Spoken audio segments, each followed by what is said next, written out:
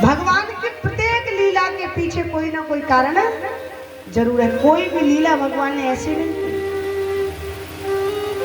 औकल की लीला की तो यमला अर्जुन के वृक्षों का भगवान ने उद्धार किया, इसलिए कि यहाँ भगवान ने ये काली दह की जो लीला की वो किस लिए की? कालिया नाम को काली दह से बाहर किया। क्यों? अंदर का रहस्य क्या है? अंदर का रहस्य जानेंगे। बोले काली दह है क्या, अर्थात यमुना है क्या? बोले यमुना है भक्ति। क्या है यमुना? क्या है? यमुना मैया है भक्ति स्वरूपा। और कालिया नाम क्या है? छल और कपट। जोर से बोलो, क्या है? छल और कपट। अब बताइए यमुना रूपी भक्ति में जब कालिया नाग रूपी छल और कपट रहता है तो क्या रहने दिया जाए? नहीं ना। क्यों? क्योंकि राम जी कहते हैं रामचरितमानस में, मोहि कपट छल छित न भावा, मोहि कपट छल छित न भावा, मोहि कपट छल छित न भावा, मोहि कपट और निर्मल मन जन सोई मोहि पावा।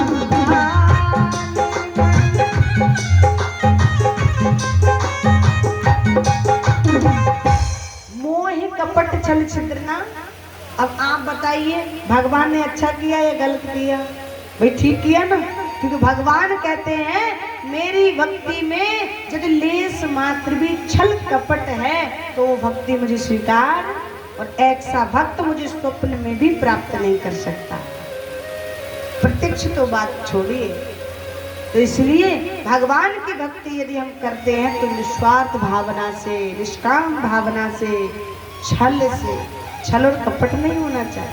और यहाँ तक ठाकुर कहते हैं कि संसार में हम और आप रहते हैं, सामने वाले से संबंध रहते, किसी से भाई का, किसी से बहन का, किसी से पिता का, किसी से पत्नी का, किसी से गुरु का, किसी से शिष्य का संबंध रहते ना सांसारिक। उन संबंधों में भी यदि छल कपट रहता है तो भगवान कहते हैं उस भक्त को मैं स्वीकार नहीं करता, क्योंकि सिया राम मैं सब जग जाने और करूं प्रणाम जोर जुग पाने। संसार में राम को देखिए, सब में भगवान है, इसलिए फिर छल कपट क्या?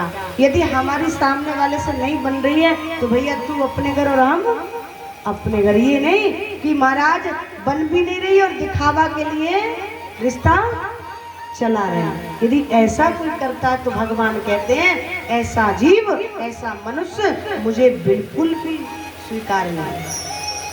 तो भगवान ने यमुना रूपी भक्ति को पवित्र किया, कालिया नाग रूपी छल कपट को निकालकर बाहर कर। बांके बिहारी लाल। स्वामी सुखदेव जी महाराज कहते राजा परीक्षित धीरे धीरे भगवान बड़े हुए और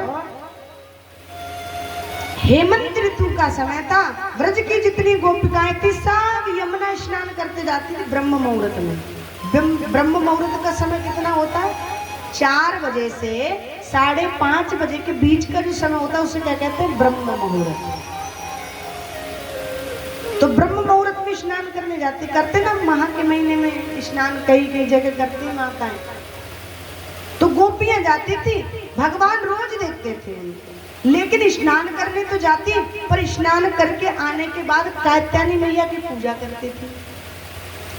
अब स्नान करती भगवान को कोई दिक्कत नहीं, पूजा करती कोई भगवान को समस्या नहीं, लेकिन उनकी एक जो नियम था ना, अर्थात उनका जो स्नान करने का तरीका था वो बड़ा गलत था।